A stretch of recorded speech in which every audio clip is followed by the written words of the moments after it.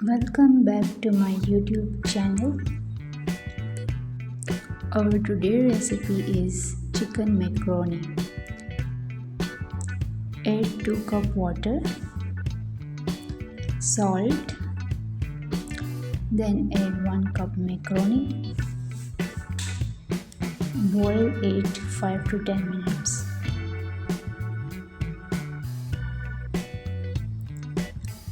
Add oil 2 tablespoons, then add chicken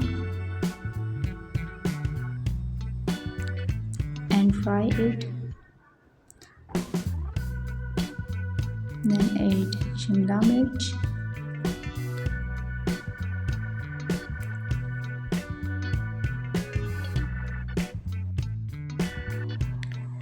add macaroni masala, then add boiled macaroni. Mix it well and cook it for 5 minutes.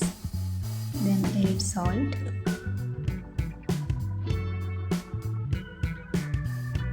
soya sauce,